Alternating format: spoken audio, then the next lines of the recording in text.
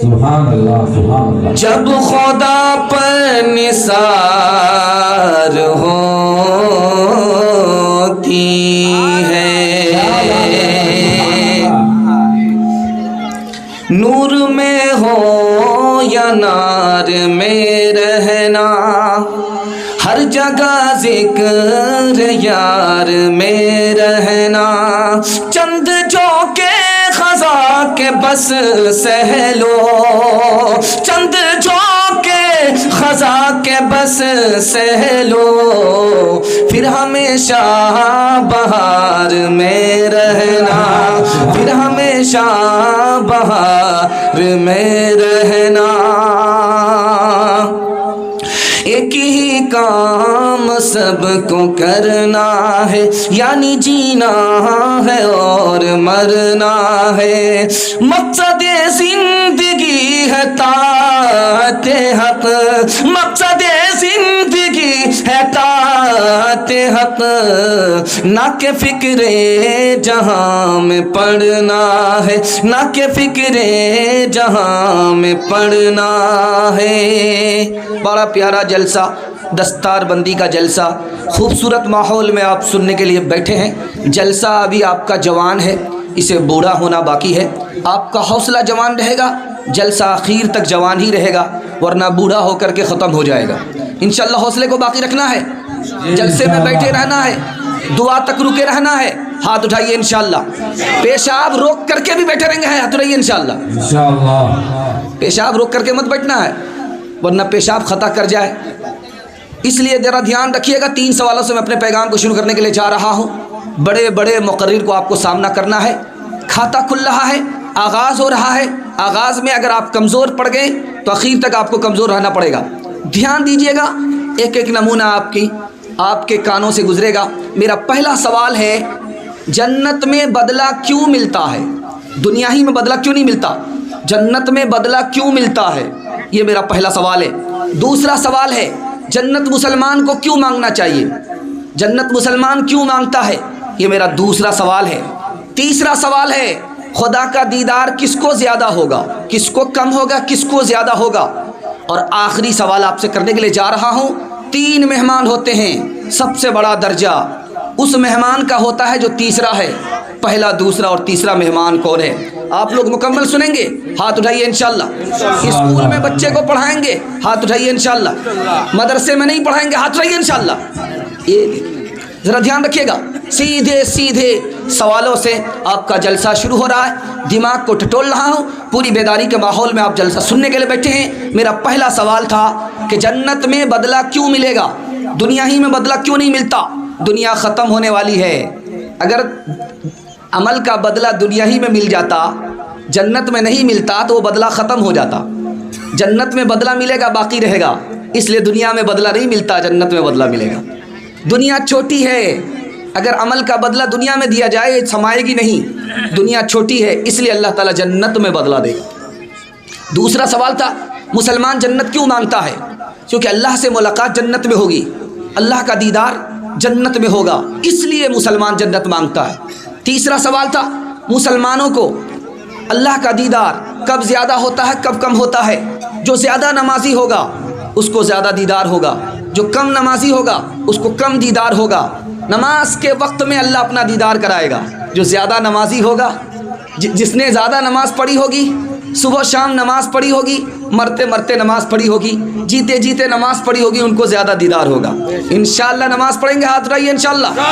आखिरी सवाल था, मेहमान 3 तरह के होते हैं। एक मेहमान वो होता है जो अपने हाथ से पानी पीता है। दूसरा मेहमान वो होता है जिसको नौकर पानी पिलाता है। तीसरा मेहमान वो होता है जिसको मालिक खुद अपने हाथ से पिलाता है। हमें तो वो मेहमान बनना है कि हमारा मेज़बान रसूल हो, रसूलुल्लाह के हाथ से पानी पिलना नसीब हो जाए। हमें तो ऐसा मेहमान बनना है कि मेज़बान हमारा खुदा हो, खुदा के हाथ से पानी पीना नसीब हो जाए। तुम यूं ही समझना कि फ़ना मेरे लिए है, फ़ना मेरे लिए है, पर गैब में सामान बका मेरे लिए है, बका मेरे लिए है। पैगाम मिला था जो हुसैन इब्न अली को, हुसैन इब्न अली को खुश हूँ कि वो पैगाम क़ज़ा मेरे लिए है, मेरे लिए है। अल्लाह के रस्ते की जो मौताए मसीहा, मौताए मसीहा, एक सीर यही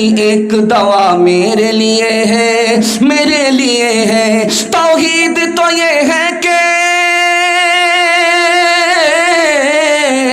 तौहीद तो ये है कि खुदा हश्र में कह दे ये बंदा तो आलम से खफा मेरे लिए है, खफा मेरे लिए है।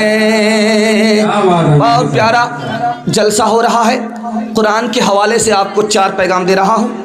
2-3 मिनट का एक एक पैगाम होगा। मोहब्बत से आप सुन रहे हैं, जल्दी से निकल जाएगा। सुनाने के लिए जा रहा हूँ कि कुरान क्या है, कि मैं आपको सुनाने के लिए जा रहा हूँ। कुरान है क्या, कुरान है क्या चीज़, ये मैं आपको बताने के लिए जा रहा हूँ। कुरान आबे हयात है, अंधेरे से निकालता है, उजाले में लाता है। कुरान आबे हयात है, भटके हुए को निकालता है, सीधे रास्ते पर लाता है। कुरान आबे हयात है, पस्ती से निकालता है, आसमान की बुलंदी पर ले जाता है। कुरान है क्या चीज़, लाइन बलाइन सुना रहा हूँ। अल्लाह आपके इल्म में इजाफा फरमाए। कुरान इबादत है, देखना भी इबादत। कुरान इबादत है, छूना भी इबादत। कुरान इबादत है, पढ़ना भी इबादत। कुरान इबादत है, सुनना भी इबादत। कुरान इबादत है, अमल करना भी इबादत। कुरान है क्या चीज़, मैं आपको बताने के लिए जा रहा हूँ। कुरान क्या चीज़ है, कुरान क्या चीज़ है। कुरान का डायरेक्ट असर दिल पर होता है। कुरान क्या चीज़ है, उसका हिफ्ज़ करना आसान है। कुरान क्या चीज़ है, सबसे ज़्यादा पढ़ी जाने वाली किताब है। कुरान क्या चीज़ है, दिल को जब गम मिले तो गम को दूर करने वाली किताब है। कुरान क्या है, दस्तरखान है, जिसको जो चुनना है चुन ले। कुरान क्या है, रोशनी है, अंधेरा छट जाता है। कुरान क्या है, नजात है, यहाँ भी नजात मिलती है, वहाँ भी नजात मिलती है। कुरान क्या है, शिफा है, जिस्मानी रूहानी बीमारी से अल्लाह शिफा अता फरमाता है। कुरान क्या चीज़ है, मैं आपको आखिरी नमूना भी देने के लिए जा रहा हूँ। इसको ध्यान से सुनिएगा। आसमान आदमी देखता है, थकता नहीं है। पानी पीता है, थकता नहीं है। औरत का, मर्द का दिल औरत से थकता नहीं है। माँ का दिल बेटे से थकता नहीं है। और कुरान पढ़ने से मुसलमान का दिल थकता नहीं है। कुरान क्या चीज़ है, मैं आपको बताने के लिए जा रहा हूँ। कुरान की 4 खूबी बता रहा हूँ, पैगाम ख़त्म कर रहा हूँ। कुरान असली हालत में आज तक बाकी है। सारी किताब असली हालत में नहीं है, सिर्फ एक ही किताब असली हालत में है, वो कुरान है। 100 कुरान को जमा किया जाए, ज़बर ज़ेर का फ़र्क को दूर की बात है, नुक्ते तक का फ़र्क नहीं है। तीसरी बात बताने के लिए जा रहा हूँ, कुरान सिर्फ मोहम्मद की तरफदार नहीं है, कुरान सारे नबी का तरफदार है। आखिरी बात बता रहा हूँ, जो किताब साइंस के ख़िलाफ़ नहीं है वो कुरान है, जो साइंस के मुताबिक है वो कुरान है। एक मिसाल पर पैगाम ख़त्म कर रहा हूँ, इसको ध्यान से सुनिएगा, बहुत गौर से सुनिएगा। आप लोग मुकम्मल सुनने के लिए तैयार हैं? मरने के बाद कुरान पढ़ेंगे, हाथ रहिए इंशाअल्लाह। ये देखिए, ध्यान रखिएगा, मैं आपको बताने के लिए जा रहा हूँ, ध्यान रखिएगा। कुरान ने चांद को कहा है मुज़क्कर कहा है, मर्द कहा है। कुरान ने सूरज को मुअन्नस कहा है, औरत कहा है। साइंस की जदीद तहकीक हो रही है कि चांद को कुरान ने मर्द कहा, सूरज को कुरान ने औरत कहा। आज तहकीक हुई कि जिस तरह औरत का बच्चे से रिश्ता होता है, बच्चे को माँ से दूध मिलता है, उसी तरह चांद को सूरज से रोशनी मिलती है। इसलिए कुरान ने उसको औरत कहा, इसको मर्द कहा। उतर कर हिरा से सुए कौम आया और एक नुस्खे की मियाँ साथ लाया। उतर कर हिरा से सुए कौम आया और एक नुस्खे की मियाँ साथ लाया। उतर कर हिरा से सुए कौम आया और एक नुस्खे की मियाँ साथ लाया। और एक नुस्खे की मियाँ साथ लाया। वो बिजली का कड़का था या सौते हादी, अरब की जमीन जिसने सारी हिला दी।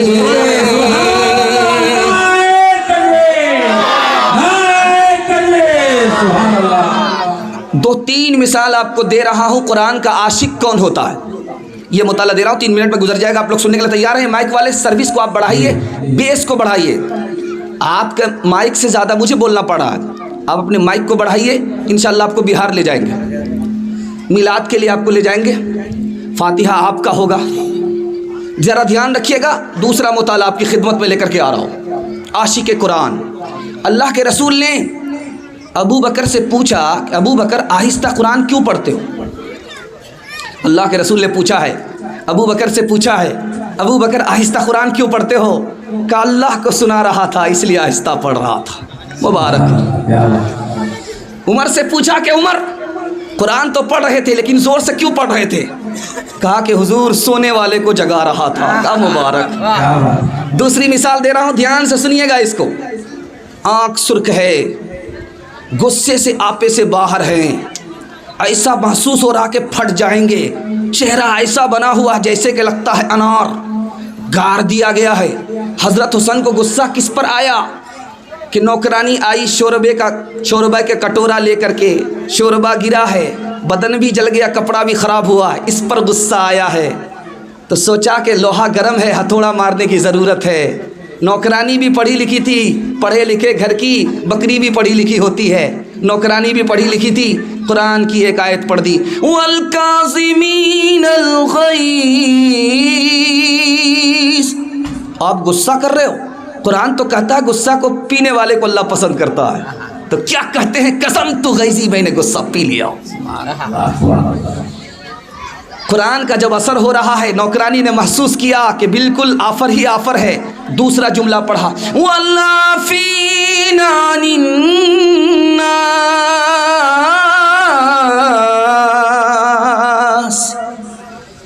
आप तो माफ़ करने के लिए तैयार नहीं है, लेकिन अल्लाह तो माफ़ करने वाले को पसंद करता है।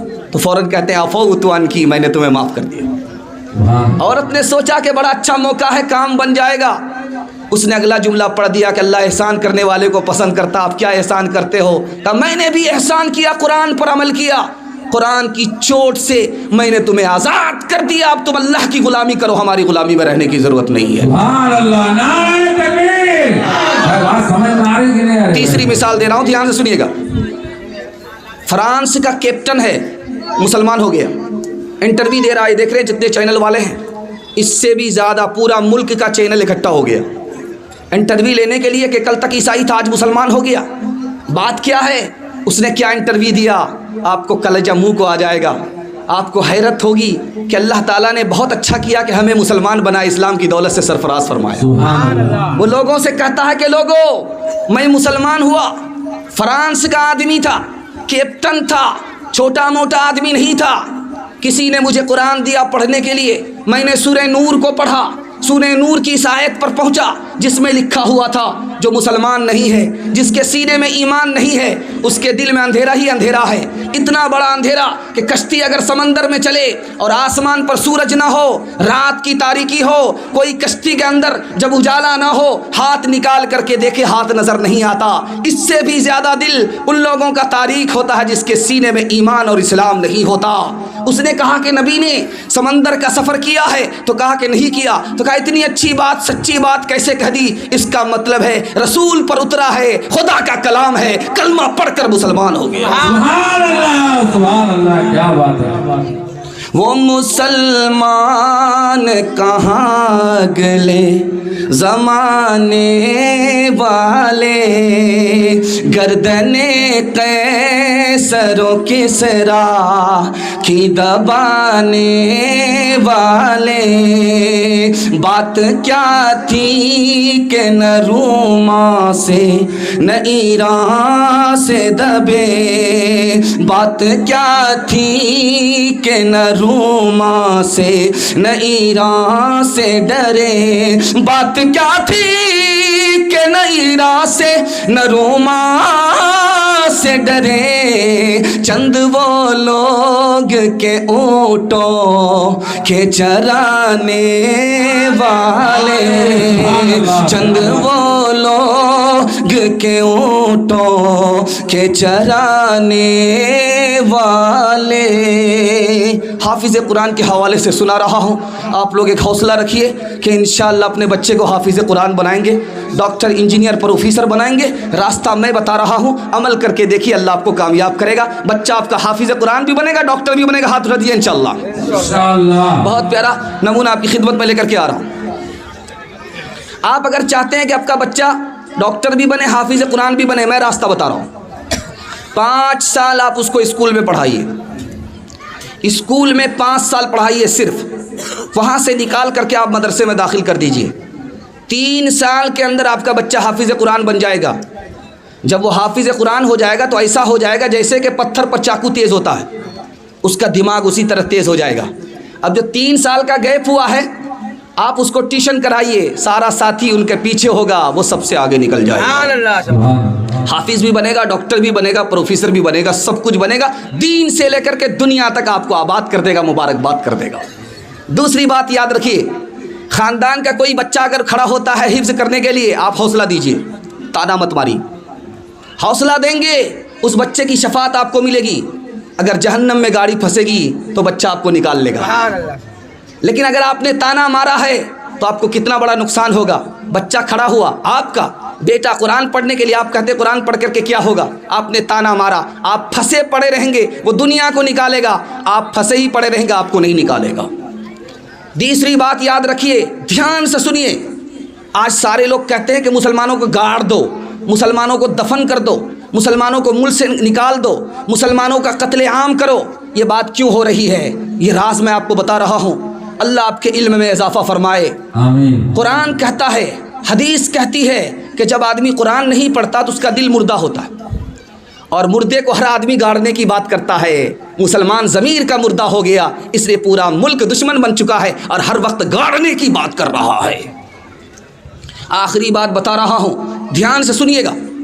अगर आपने बच्चे को कुरान नहीं पढ़ाया, आपको क्या नुकसान होगा वो मैं बता रहा हूँ। बच्चा खुदा के सामने खड़ा होकर के कहेगा कि मेरे बाप ने मुझे कुरान नहीं पढ़ाया। तो कहा क्या चाहते हो, कि मेरे बाप को डबल अजाब दो, इसने मुझे बर्बाद किया है, ये क्यों आबाद रहे।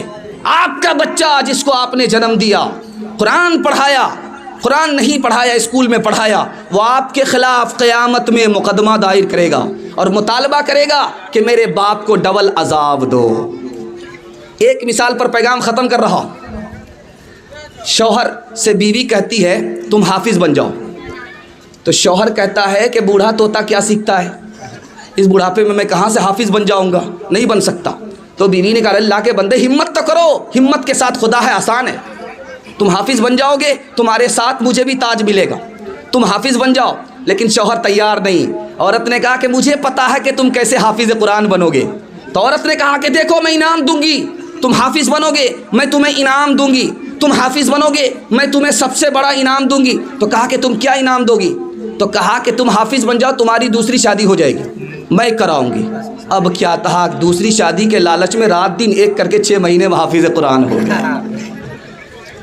वो कितनी नेक साथ थी, किया तू हिफ्ज़ कुरान को, खुदा का फजल है तुम पर, किया जो ख़त्म कुरान को, सुनहरा ताज है सर पर, कलामुल्लाह शाहिद है, शफात का हुआ सामा, कलामुल्लाह शाहिद है। पेदर मादर के दिल में आरज़ू थी एक ज़माने से, खुदा नूरे नज़र को नूरे हक़ दे दे बहाने से, बचा है नाज़ भी उस्ताज़ का दस्तार बंदी पर, दुआ गो है निसार हाफिज़ तेरी दस्तार बंदी पर। कुरान पढ़ाओ, कुरान पढ़ाओ, इंसान बनाओ, इंसान बनाओ। साइंस टेक्नोलॉजी में माहिर भी बनाओ और ज़ाहिर व बातिन में हताहिर भी बनाओ।